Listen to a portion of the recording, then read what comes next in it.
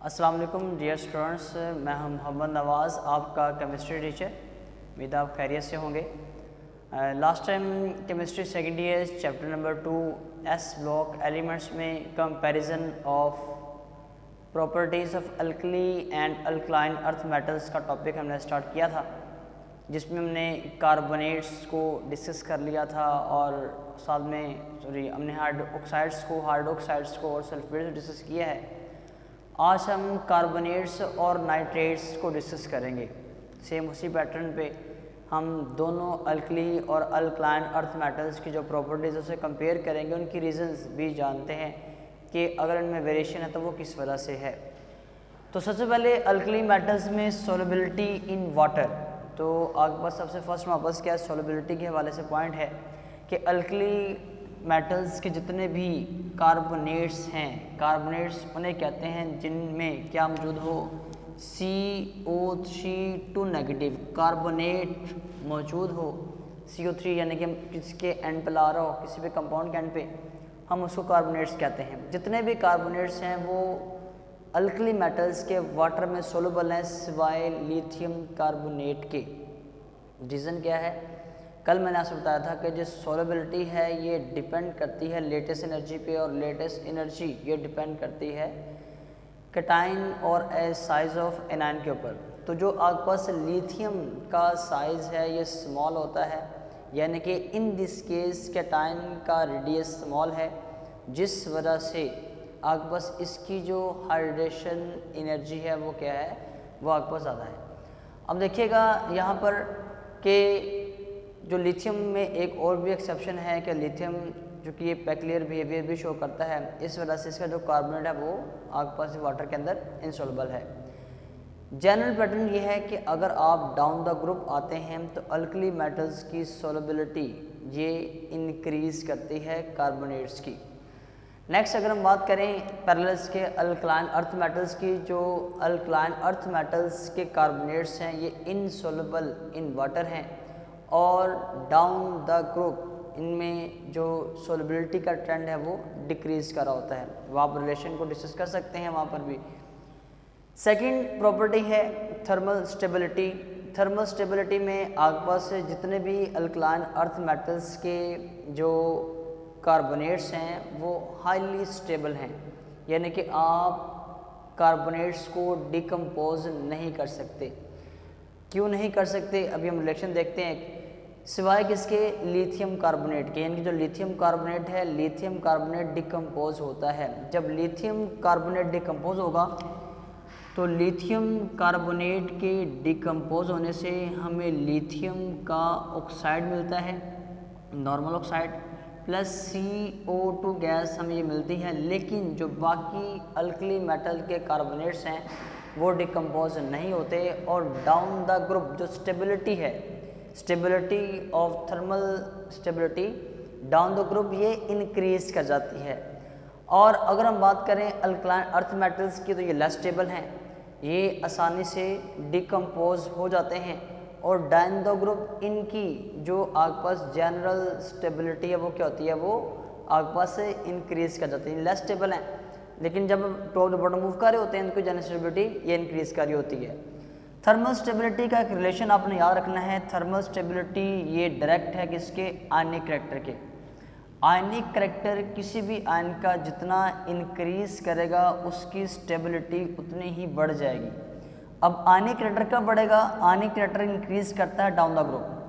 जब top to bottom आ रहे हैं, टॉप टू बॉटम आते हुए जो आयनिक करैक्टर वो बढ़ता है, आयनिक करैक्टर बढ़ेगा तो थर्मल स्टेबिलिटी भी बढ़ जाएगी। इसलिए इन दोनों केसेस में जब डाउन द ग्रुप मूव कर रहे हैं, डाउन द ग्रुप मूव करते हुए जो थर्मल स्टेबिलिटी है वो इसलिए बढ़ रही है कि आपके पास जो आयनिक करैक्टर है वो इंक्रीज कर रहा है। क्यों, इलेक्ट्रॉन को रिमूव करना आसान है इस वजह से। कुछ इंपॉर्टेंट कंपाउंड के हवाले से बात की गई है कि important compound carbonates of alkali metals. अब उसमें क्या है जी, हमारे पास जो सोडियम कार्बोनेट है Na2CO3, सोडियम का जो कार्बोनेट है, अगर हम सोडियम के कार्बोनेट को 35.2 डिग्री सेल्सियस से बिलो क्रिस्टलाइज करते हैं, यानी कि सॉलिड फॉर्म में चेंज करते हैं, तो इसके अंदर बस कुछ मॉलिक्यूल्स वाटर के इसकी क्रिस्टल्स में मौजूद होते हैं, जिसको हम फिर क्या पढ़ते हैं, वॉशिंग सोडा कैरी होते हैं। दोबारा सुनिएगा कि जो सोडियम का कार्बोनेट है, जब इसको हम 35.2 डिग्री सेल्सियस से बिलो क्रिस्टलाइज करते हैं तो कम टेम्परेचर पे क्रिस्टलाइज करने से इसकी क्रिस्टल में कुछ वाटर के molecules as a water of crystallization के तौर पर आ जाते हैं। देन उसको हम क्या पढ़ते हैं, वॉशिंग सोडा कह रहे होते हैं। लेकिन अगर हम सोडियम कार्बोनेट को इस टेम्परेचर से अबव क्रिस्टलाइज करते हैं तो आपके पास जो मैक्सिमम वाटर के मॉलिक्यूल हैं वो, क्योंकि जब टेम्परेचर हाई किया आपने तो वेपोरेट हो जाएंगे, तो आपके पास जो सोडियम कार्बोनेट है वो हमें इस फॉर्म में डिहाइड्रेटेड फॉर्म में मिल जाता है, सिर्फ एक वाटर का मॉलिक्यूल मौजूद है। नेक्स्ट इसमें इसी के अंदर एक पॉइंट है कि जो एक्वस सोल्यूशन है सोडियम कार्बोनेट का, ये बेसिक इन नेचर होता है। जैसे हमने लास्ट टाइम भी पढ़ा था ऑक्साइड्स के अंदर कि जब आप अल्कली मेटल के ऑक्साइड्स को वाटर में ऐड करते हैं तो वो बेस बनाते हैं। इसी तरह से जो आपके पास कार्बोनेट है सोडियम का, इसको भी जब आप वाटर में डिज़ोल्व करते हो तो आपके पास क्या आता है, ये बेसिक इन नेचर है, यानी कि बेस बना देगा, तो आपके पास कार्बोनिक एसिड आ जाता है। तो यहाँ तक हमने भी डिस्कस किया है कार्बोनेट्स को। आगे हम नेक्स्ट चलते हैं सल्फेट्स की तरफ। जी, comparison of properties of alkali and alkaline earth metals में जो हमारा नेक्स्ट टॉपिक है, लास्ट प्रॉपर्टी है इसकी कंपैरिजन के अंदर, वो नाइट्रेट्स की है। नाइट्रेट्स हम किन्हें कहते हैं, जिसमें NO2 आपके पास क्या है, नाइट्रेट आयन या नाइट्रेट रेडिकल मौजूद हो, NO3 नेगेटिव, उसको हम नाइट्रेट कह रहे होते हैं। देखिए आपके पास जितने भी अल्कली और अल्कलाइन मेटल्स हैं ये नाइट्रेट बनाते हैं। हमने इनकी दो प्रॉपर्टीज़ को जो बुक में स्टडी की गई हैं, एक आपके पास सॉल्युबिलिटी है, दूसरा आपके पास है स्टेबिलिटी, थर्मल स्टेबिलिटी है, डिस्कस करनी है। तो याद रखिएगा आपके पास सॉल्युबिलिटी इन वाटर के हवाले से अल्कली मेटल्स के जितने भी नाइट्रेट्स हैं ये वाटर में सोलबल भी हैं, और इनकी जो स्टेबिलिटी है वो सोलबिलिटी जो है हमारे पास की, ये डाउन द ग्रुप इंक्रीज कर रही होती है। यानी कि दो चीज़ें हैं कि वेरी सोलबल हैं, सिंपल बात है, अल्कली मेटल्स के नाइट्रेट्स, और इनका जो ट्रेंड है डाउन द ग्रुप भी क्या है, इंक्रीज करता है।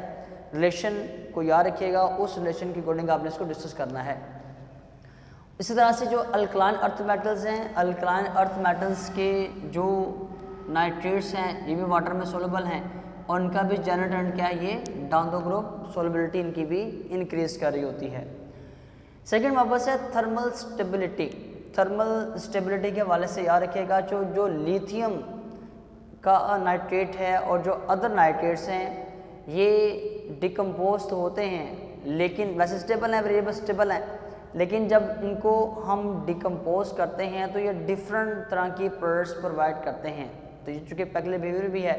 ऐसे फॉर एग्जांपल अगर आप लिथियम के नाइट्रेट्स को आप हीट करते हैं तो आपके पास लिथियम का नॉर्मल ऑक्साइड आ जाएगा, ऑक्सीजन और नाइट्रोजन डाइऑक्साइड बनेगा। लेकिन जब आप अदर अल्कली मेटल के नाइट्रेट्स को आप हीट करते हैं, डिकम्पोज करते हैं, तो आपके पास जो नॉर्मल ऑक्साइड है ये नहीं बन रहा होता। ठीक है, जैसे अगर हम देखें सोडियम का नाइट्रेट, जब सोडियम के नाइट्रेट को डिकम्पोज किया गया तो सोडियम का ऑक्साइड नहीं बना। तो इसका मतलब जो बाकी अल्कली मेटल्स के जो नाइट्रेट्स हैं वो स्टेबल हैं। क्यों स्टेबल हैं? मैंने अभी एक रिलेशन बताया था कि जो थर्मल स्टेबिलिटी है वो आयनिक करैक्टर पर डिपेंड करती है, और आयनिक करैक्टर डिपेंड कर होता है साइज के ऊपर।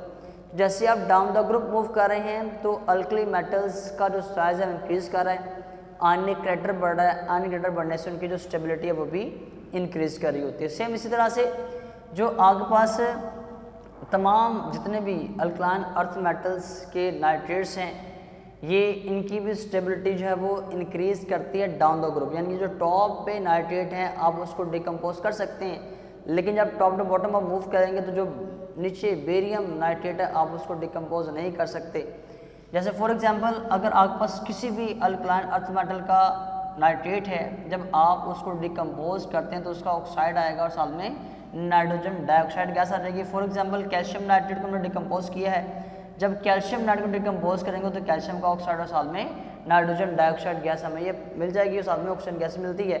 अगेन वही बात है कि हम इसके हर मेंबर को जो नाइट्रेट्स हैं हम उनको तो किसी हद तक डिकम्पोज कर सकते हैं, लेकिन जब टॉप टू बॉटम आएगा तो हम इसको नाइट्रेट से डिकम्पोज नहीं कर सकते, क्योंकि अगेन जो स्टेबिलिटी है थर्मल स्टेबिलिटी ये इंक्रीज कर रही है डाउन द ग्रुप। यहाँ तक हमारा टॉपिक ख़त्म हो चुका है। इसके बाद एक नेक्स्ट टॉपिक है commercial preparation of sodium metal by down cell. आसान सा टॉपिक है, उसको भी हम अभी देखते हैं। चलते हैं अपने नेक्स्ट टॉपिक की तरफ जी। तो commercial preparation of sodium metal by down cell, हम डाउन सेल को ऑलरेडी थोड़ा बहुत जानते हैं, हमने किस तरह से मेटल की प्रिपरेशन करनी है। तो ये आपके पास एक डायग्राम है डाउन सेल की, इसको हम थोड़ा सा डिस्कस कर लेते हैं। इस डाउन सेल में हमारे पास ये आयरन का कैथोड है, आयरन कैथोड यूज़ कर रहे होते हैं, और इसके साथ साथ हम ये ग्रेफाइट का एनोड यूज़ करते हैं। कैथोड क्या होता है, आपके पास वो इलेक्ट्रोड इलेक्ट्रोलाइटिक सेल के अंदर जिसको हमने नेगेटिव टर्मिनल से कनेक्ट किया होता है, हम उसको कैथोड कह रहे होते हैं। और वो इलेक्ट्रोड जिसको हमने बैटरी के पॉजिटिव टर्म से कनेक्ट किया उसको हम एनोड कह रहे होते हैं। तो हमारे पास ये ग्रेफाइट का एनोड है, और इसके सराउंडेड में इसे कवर किया हुआ सर्कल के अंदर किसने, इस कैथोड ने। और इस कैथोड और एनोड को स्टील गॉज की मदद से सेपरेट किया हुआ है। और यहाँ से हम किसको ऐड कर रहे हैं, यहाँ से हम NaCl को ऐड कर रहे हैं। ये आपके पास मोल्टन फॉर्म में हमारे पास क्या मौजूद है, NaCl मौजूद है। अब अभी मैंने क्या बात की है कि आपके पास कैथोड किसका है, एनोड हमारे पास ये ग्रेफाइट का बना हुआ है, ग्रेफाइट का एनोड है यानी कि कार्बन का बना हुआ है। और हम जानते हैं कि एनोड पे क्या होती है, एनोड पे हमेशा ऑक्सीडेशन होती है। ऑक्सीडेशन हम किससे कहते हैं, लॉस